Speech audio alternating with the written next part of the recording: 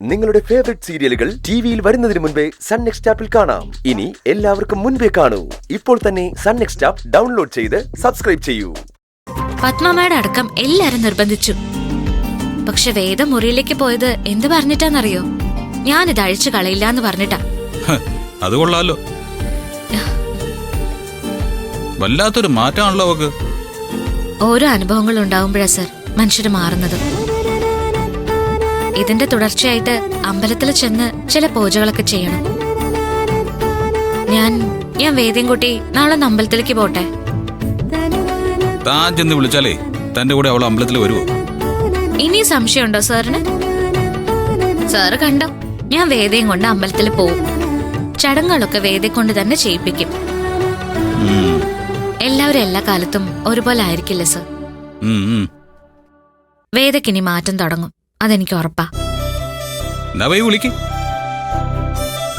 അമ്പലത്തിലെ എന്തെങ്കിലും ആവശ്യത്തിന് പണം വേണമെങ്കിലേ ദേ അവിടെ മേശക്കകത്ത് ഇരിപ്പുണ്ട്, എടുത്തോ. ശരി. ആ നന്ദിനി, ഒരു കാര്യത്തിന് പോകുമ്പോ 100% പ്രതീക്ഷയോടെ പോണെന്നാ സാധാരണ പറയുക. പക്ഷേ എന്റെ അനുജിത്തിന്റെ അടുത്തായതുകൊണ്ട് ഒട്ടും പ്രതീക്ഷിക്കരുത് എന്ന് പറയാം. ഈ പോകുന്ന കോലത്തിൽ തന്നെ ഇങ്ങോട്ട് തിരിച്ചു വരണം. ഇക്കാര്യത്തിൽ സാർ തോൽക്കും. വേണമെങ്കിൽ ബെറ്റ് വെച്ചോ. വേദിയും കൂട്ടി ഞാൻ സാറിന്റെ മുന്നിലേക്ക് തന്നെ വരാം.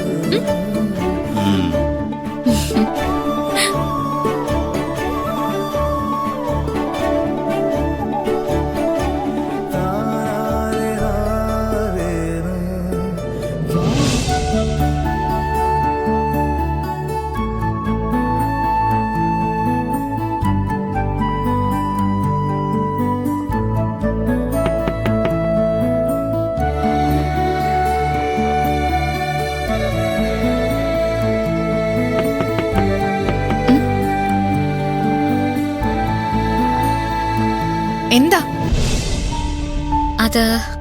ഏത്?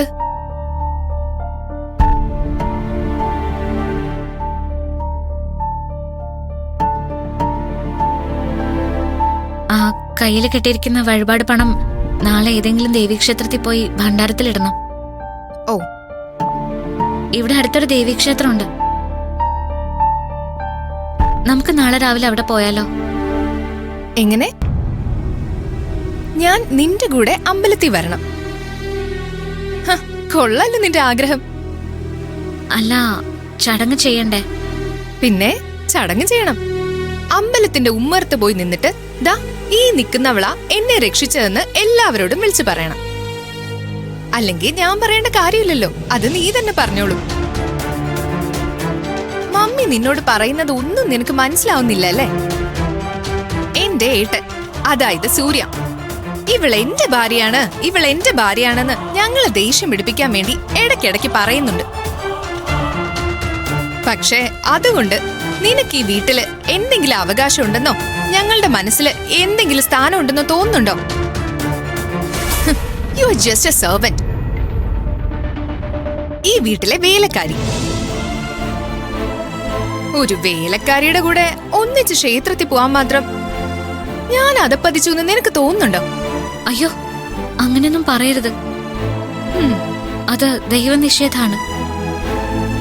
ഞാനീ പറയുന്ന കാര്യം ചെയ്തേ പറ്റൂ. നീ പറയുന്നതൊക്കെ ഞാൻ അനുസരിക്കണമെന്നുണ്ടോ? അല്ല, നീ ആരാ? ദേവദൂതയോ? എന്റെ കൈ വേദനിച്ചു എന്നുള്ളത് സത്യം.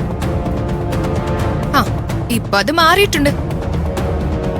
അത് നിന്റെ ഈ വഴിപാട് കാശുണ്ടാന്ന് വിശ്വസിക്കാൻ ഞാൻ അത്ര മണ്ടിയൊന്നുമല്ല. എന്റെ കൂടെ വരണമെന്നില്ല. ചേച്ചിയോ അമ്മയോ ആരുടെയും കൂടെ പോയിട്ട് എനിക്ക് സൗകര്യമില്ല. എല്ലാവരുടെയും മുന്നിൽ ചെന്നിരുന്നപ്പോഴാ ഇത് കൈ കിടക്കുന്ന ഞാൻ കണ്ടത്.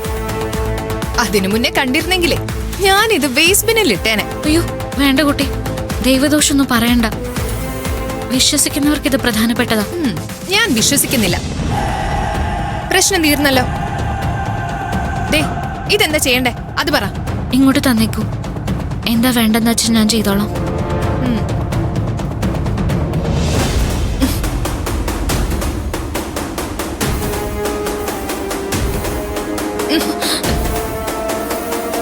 കൊണ്ടുവയ്ക്കോ. കൊണ്ടുപോയി ഭണ്ഡാരത്തിലിടയോ നിന്റെ ചെലവിനെടുക്കയോ എന്താന്ന് വെച്ചാ ചെയ്. പക്ഷെ എന്നെ രക്ഷിച്ചു എന്നും പറഞ്ഞ് ഇവിടെ വീമ്പും പറഞ്ഞ് നടക്കരുത്. അങ്ങനെ ഏതെങ്കിലും ഒരാളോട് പറഞ്ഞു എന്ന് ഞാൻ അറിഞ്ഞ എന്റെ സ്വഭാവം മാറും. ചെല്ല് അവിടെ നിന്നേ.